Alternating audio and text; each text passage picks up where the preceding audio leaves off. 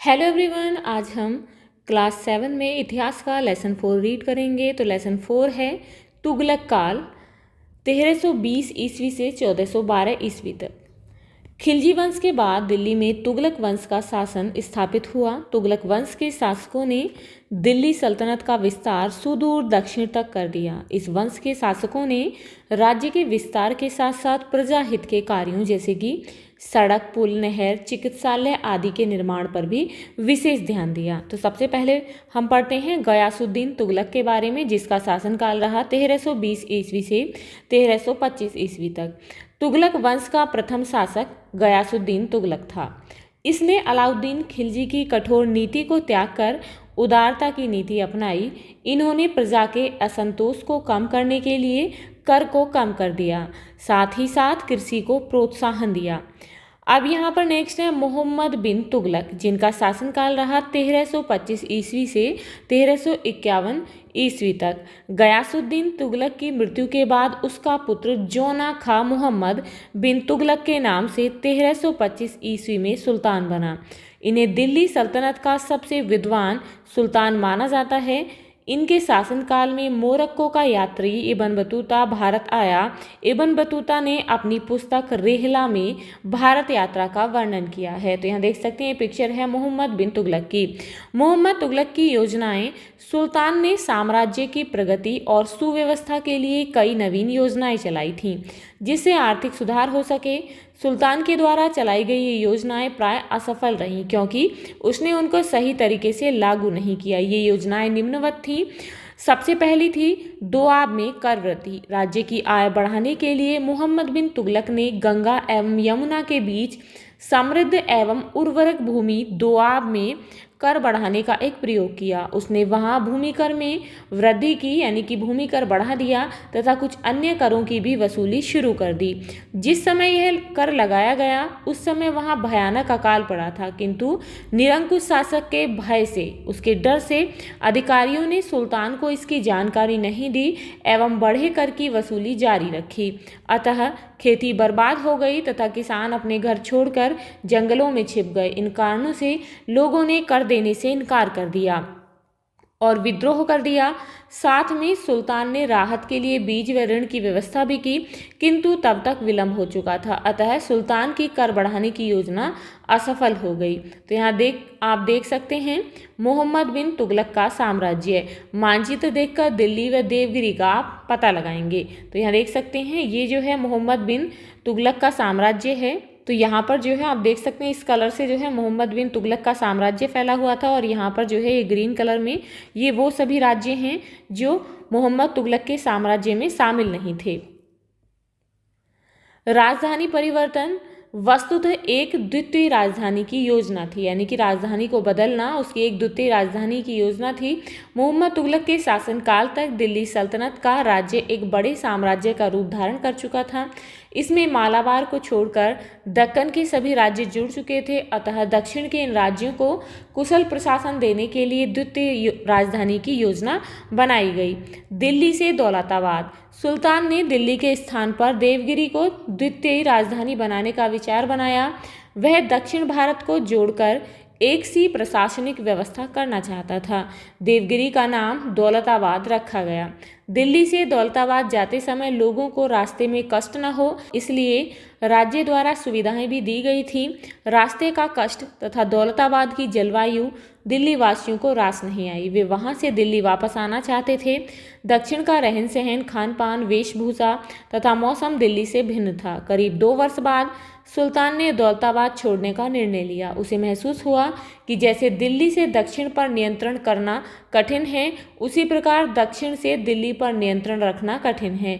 इस प्रकार सुल्तान की द्वितीय राजधानी परिवर्तन की योजना भी असफल हो गई, और इसी प्रकार अंग्रेजों ने भी दिल्ली के साथ शिमला को अपनी द्वितीय राजधानी के रूप में विकसित किया था। होली के बाद दिल्ली की भीषण गर्मी से बचने के लिए वह शिमला चले जाते थे और वहीं से प्रशासन की देखरेख करते थे। सांकेतिक मुद्रा का प्रचलन। जिस समय सुल्तान ने सांकेतिक मुद्रा के प्रचलन की योजना बनाई थी, उस समय विश्व में चांदी उत्पादन में काफ़ी कमी आ गई थी। उस समय चांदी के सिक्कों का प्रचलन था। सुल्तान ने चांदी के सिक्कों के स्थान पर मिश्रित धातु के सिक्के चलाने का आदेश दिया। इन सिक्कों का मूल्य चांदी के सिक्कों के बराबर ही माना गया। तो यहाँ देख सकते हैं, ये है सांकेतिक मुद्रा।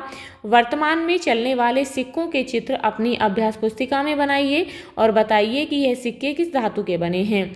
सांकेतिक सिक्कों के प्रचलित होते ही लोगों ने जाली सिक्के बनाना शुरू कर दिया। थोड़े ही दिनों में इन सिक्कों की भरमार हो गई। विदेशी व्यापारियों ने सिक्कों को लेना बंद कर दिया, अतः भारत की चांदी यहाँ से बड़ी मात्रा में बाहर जाने लगी। सुल्तान ने सांकेतिक सिक्के बंद कर दिए। इन सिक्कों के बदले राजकोष से चांदी के सिक्के दिए गए।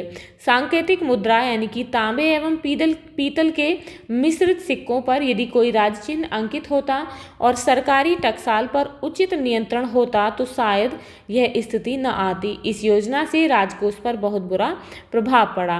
अब आप चर्चा करेंगे कि देश में नकली मुद्रा के प्रचलन से हमें क्या हानि होती है। सुल्तान अपने शासन के अंतिम काल में राज्य की आंतरिक अशांति से परेशान रहा। उत्तर एवं दक्षिण दोनों भागों में विद्रोह शुरू हो गए। केंद्रीय शासन प्रणाली होने के कारण सुल्तान स्वयं दोनों स्थानों पर पूर्ण नियंत्रण न रख सका। दक्षिण में दो नए राज्यों विजयनगर राज्य तथा बहमनी राज्य का उदय हुआ। पूरब में बंगाल स्वतंत्र हो गया। सुल्तान अपने शासन के अंतिम 16 वर्षों तक विद्रोहों को शांत करने में एक तरफ से दूसरी तरफ भागता रहा। सिंध में विद्रोह के समय मोहम्मद बिन तुगलक बीमार पड़ा और 1351 ईस्वी में उसकी मृत्यु हो गई। उसके बाद फिरोज शाह तुगलक आया, जिसका शासनकाल 1351 ईस्वी से 1388 ईस्वी तक रहा। 1351 ईस्वी में मोहम्मद तुगलक की मृत्यु के बाद उसका चचेरा भाई फिरोज शाह तुगलक दिल्ली का सुल्तान बना। मोहम्मद बिन तुगलक के शासन के अंतिम काल में साम्राज्य के विभिन्न भागों में बार बार विद्रोह हो रहे थे।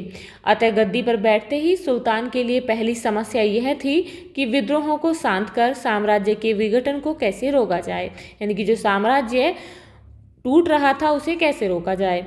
इसके लिए उसने अमीरों, सेना तथा उलेमा वर्ग को संतुष्ट करने का प्रयास किया और इस्लाम के नियमों के अनुसार राज्य प्रशासन चलाया। सुल्तान ने साम्राज्य को बढ़ाने के लिए कोई सैनिक अभियान नहीं किया। जो भी आक्रमण किए गए वह साम्राज्य की रक्षा के लिए किए गए। उसने उन्हीं प्रदेशों को अपने पास रखने की कोशिश की जिनका शासन केंद्र से आसानी से हो सकता था। उसका शासनकाल जन कल्याणकारी कार्यों के लिए प्रसिद्ध था, यानी कि उसने अपने समय में लोगों के कल्याण के लिए कार्य किए। तो देख सकते हैं, ये है फिरोज शाह तुगलक का मकबरा जो कि दिल्ली में है।